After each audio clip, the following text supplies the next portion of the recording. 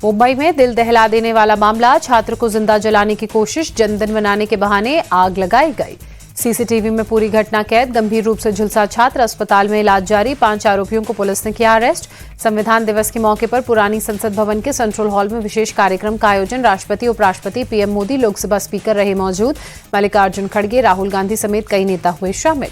राष्ट्रपति द्रौपदी मुर्मू ने भारत के लोकतंत्र को दुनिया के लिए मिसाल बताते हुए कहा, संविधान राष्ट्रीय अस्मिता का गर्व है।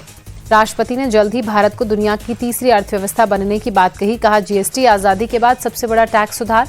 राष्ट्रपति ने कहा, संविधान से हमारा स्वाभिमान सुनिश्चित हुआ, बहनों की सशक्तिकरण के लिए काम जारी है। 25 करोड़ लोग गरीबी रेखा से बाहर आए।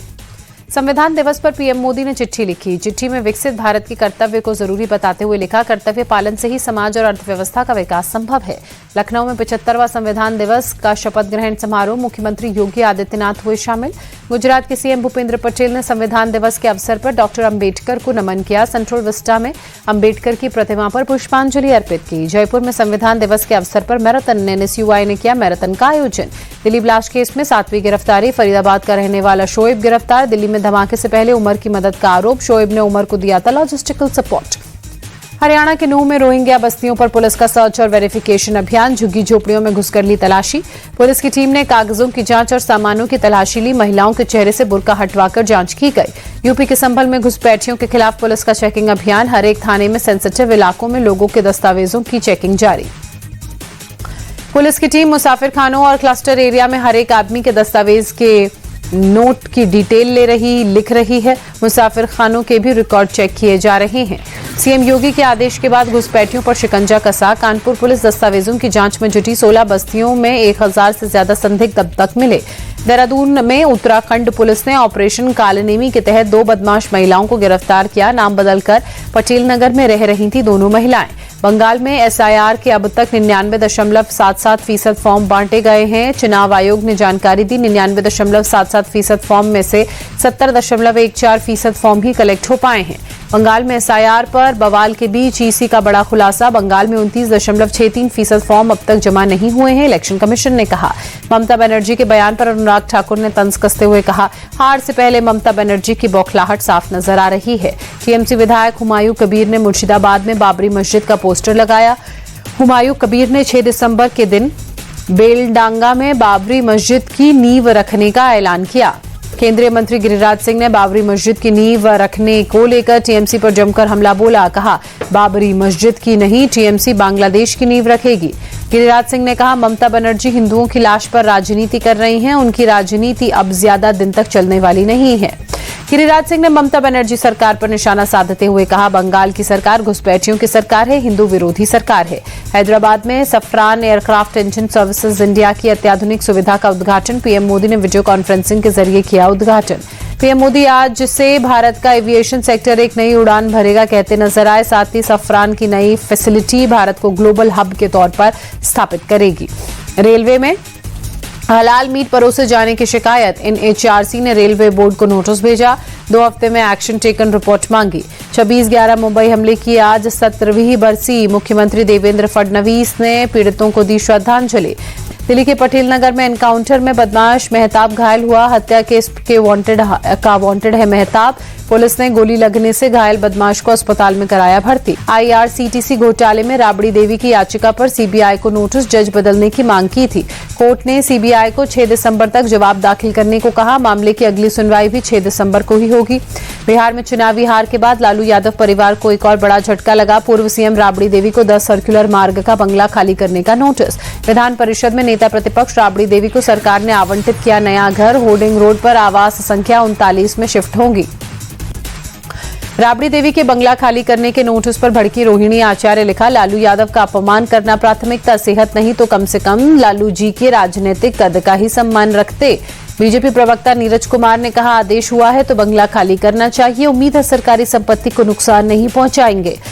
जनशक्ति जनता दल चीफ तेज प्रताप को भी 26 स्ट्रैंड रोड का बंगला खाली करने का नोटिस। बीजेपी के मंत्री लखेंद्र पासवान को आवंटित किया गया बंगला। बीजेपी बिहार में बगहा में बीजेपी के नवनिर्वाचित विधायक नंद किशोर राम ने मधुबनी गांव में स्कूल का जायजा लिया। खराब मध्याह्न भोजन और व्यवस्था को देखकर प्राचार्य पर बरसे। बिहार चुनाव में करारी हार पर 27 नवंबर को दिल्ली में कांग्रेस का मंथन। पार्टी मुख्यालय में बिहार कांग्रेस के नेताओं के साथ केंद्रीय नेतृत्व हार की समीक्षा करेगा। अरुणाचल प्रदेश भारत का भिन्न हिस्सा, चीन के इनकार से हकीकत बदल नहीं सकती। विदेश मंत्रालय की तरफ से प्रवक्ता रणधीर जायसवाल ने दो टूक चीन को दी। विदेश मंत्रालय ने अरुणाचल की महिला से शांघाई एयरपोर्ट पर बदसलूकी को बताया अंतर्राष्ट्रीय हवाई नियमों का उल्लंघन। कहा, पूरे मामले पर चीन के अधिकारी सफाई नहीं दे पाए। भारतीय नागरिक पेमा वांगजोम थोंगडोक के मुताबिक उन्हें शांघाई एयरपोर्ट पर 18 घंटे रोका गया। ना तो परिवार से संपर्क था, ना खाने के लिए कुछ दिया गया। दिल्ली में आज भी प्रदूषण से राहत नहीं। सुबह सुबह एम्स इलाके में AQI बेहद खराब श्रेणी में पहुंचा। दिल्ली के गाजीपुर में छाई स्मॉग की परत, AQI बहुत खराब कैटेगरी में 363 दर्ज। मुंबई में भी लगातार खराब हो रही हवा की गुणवत्ता। ईस्टर्न फ्रीवे ब्रिज इलाके में सुबह सुबह स्मॉग की परत छाई। सुबह सुबह गेटवे ऑफ इंडिया पर भी छाई धुंध। मुंबई के कई इलाकों में स्मॉग की परत। व्यवसायी का शव मिलने से मचा हड़कंप। 23 नवंबर को घर वालों ने दर्ज कराई थी लापता होने की शिकायत। पुलिस कुछ लोगों को हिरासत में लेकर पूछताछ में जुटी।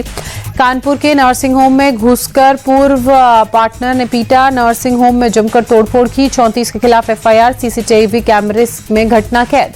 पीलीभीत में पीड़िता के भाई की हत्या। छेड़खानी के आरोपियों ने घेर कर मारी गोलियां। 3 पुलिसकर्मी निलंबित किए गए। कर्नाटक के कलबुर्गी में दर्दनाक सड़क हादसा, IS सहित 3 लोगों की मौत। तमिलनाडु के थूथुकुडी में 2 दिनों से लगातार बारिश, शहर के कई हिस्सों में जलभराव। ठंड बढ़ते ही और खूबसूरत दिखने लगा श्रीनगर का मंजर। डल लेक दिखी खूबसूरत। श्रीनगर का न्यूनतम तापमान 1 डिग्री सेल्सियस दर्ज किया गया। ठंड बढ़ते ही उड़ीसा की चिल्का झील में भी प्रवासी पक्षियों ने डेरा डालना शुरू किया। 87 अलग अलग प्रजातियों के 2 लाख से ज्यादा प्रवासी पक्षी पहुंचे। T20 वर्ल्ड कप का 7 फरवरी से होगा आगाज। भारत पाकिस्तान A ग्रुप में 15 फरवरी को दोनों के बीच होगी टक्कर। कोलंबो में होगा मुकाबला।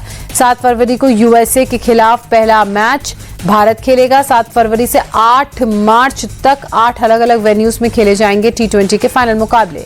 T20 वर्ल्ड कप में कुल 20 टीमें शामिल होंगी। सभी टीमों को 4 ग्रुप में बांटा गया है। हर ग्रुप में 5-5 टीमें शामिल हैं। भारतीय क्रिकेटर रोहित शर्मा बने T20 वर्ल्ड कप 2026 के ब्रांड एम्बेसडर। जय शाह ने किया ऐलान। भारतीय बल्लेबाज श्रेयस अय्यर ने सर्जरी के बाद रिकवरी पर शुरू किया काम, दिया अपडेट। वेंकटेश प्रसाद का कर्नाटक राज्य क्रिकेट संघ का निर्विरोध अध्यक्ष बनना तय। चुनाव अधिकारी B बसवराजू ने उम्मीदवारों को मंजूरी दी। IPL 2026 के लिए लखनऊ सुपर जायंट्स ने खोला बड़ा दांव।